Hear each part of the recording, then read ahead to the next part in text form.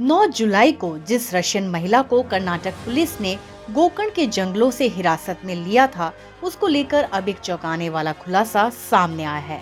Police के मुताबिक वो एक इजरायली कारोबारी के साथ रिलेशनशिप में थी और कहा जा रहा है कि दोनों की मुलाकात करीब 7-8 साल पहले हुई थी।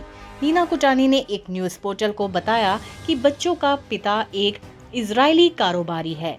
साथ ही उसने यह भी बताया कि एक बच्ची को जन्म गोवा में एक गुफा में रहने के दौरान दिया था और उसने खुद उस बच्ची की डिलीवरी की थी। पुलिस को नीना का जो वीजा मिला है वह 2017 में ही एक्सपायर हो गया था, लेकिन वह चुपचाप अपने बच्चों के साथ कर्नाटक के जंगलों में पिछले काफी वक्त से रह रही थी। फिलहाल वह पुलिस की निगरानी में बेंगलुरु स्थित डिटेंशन सेंटर में है। सूत्रों के हवाले से बताया जा रहा है कि शुरुआत में नीना बच्चों के पिता के बारे में बताने को तैयार नहीं थी, लेकिन काउंसलर की मदद से उन्होंने इजरायली व्यापारी के बारे में जानकारी दी। उन्होंने बताया कि वह व्यापारी के साथ रिलेशन में थी। हैरानी की बात तो यह है कि वह शख्स भी बिजनेस वीजा पर भारत में ही है। FRRO के अधिकारियों ने इजरायली शख्स के साथ बैठक की ताकि यह पता चल सके कि वह नीना और बच्चों की टिकट स्पॉन्सर करने के लिए तैयार है या नहीं। एक अधिकारी ने बताया कि इजरायली शख्स की नीना से लंबे समय पहले मुलाकात हुई थी और दोनों एक दूसरे से प्यार करने लगे थे। ऐसे में वह नीना के बच्चों का पिता है। वह एक कपड़ा व्यापारी है। जानकारी के मुताबिक सभी औपचारिकताएं पूरी करने और नीना को बच्चों के साथ डिपोर्ट करने में करीब 1 महीने से ज्यादा का वक्त लग सकता है। इस मामले में नीना के पति और इजरायली मूल के डॉर गोल्डस्टीन का कहना है कि नीना उन्हें बिना बताए गोवा छोड़कर चली गई थी, जिसके बाद वह काफी परेशान थे और अपनी बेटियों की तलाश कर रहे थे।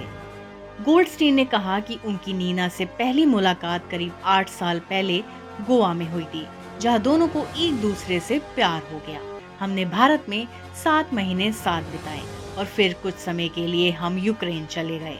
गोकर्ण के एक पुलिस अधिकारी ने कहा कि महिला ने दावा किया है कि उसने गोवा में गुफा में रहने के दौरान बच्चे को खुद ही जन्म दिया था।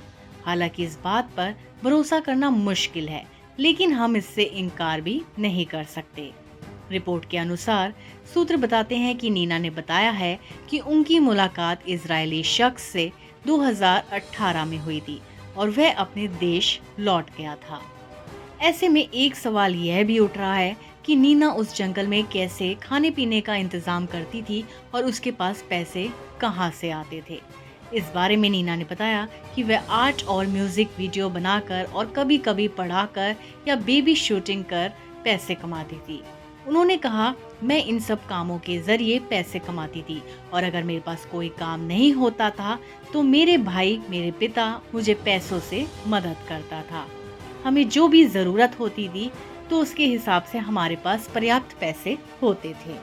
नीना के गुफा से जरूरत की हर चीजें मिली हैं। गुफा को नीना ने 3 हिस्सों में बांट रखा था। पहला हिस्सा सोने के लिए, दूसरा पूजा पाठ करने के लिए और तीसरा बैठकर खाने पीने के लिए। गुफा के अंदर भगवान की कई मूर्तियां भी मिली हैं। भगवान राम, भगवान शिव, देवी और गणेश भगवान की तस्वीरें भी रखी हैं। नीना ने गुफा को फूलों से सजा रखा था और गुफा में बने छेदों में अगरबत्ती जलाती थी। गुफा के अंदर खाना बनाने के सारे सामान मौजूद थे। वहीं नहाने और कपड़े धोने के लिए बाल्टी भी मिली है। इससे इस बात की तस्दीक की जा सकती है कि नीना गुफा के अंदर आराम से रह रही थी और उसे वहां किसी भी चीज की कोई दिक्कत नहीं हो रही थी। ऐसी ही खबरों के लिए आप हमारे चैनल वाचक न्यूज के साथ जुड़े रहे। जय हिंद, जय भारत।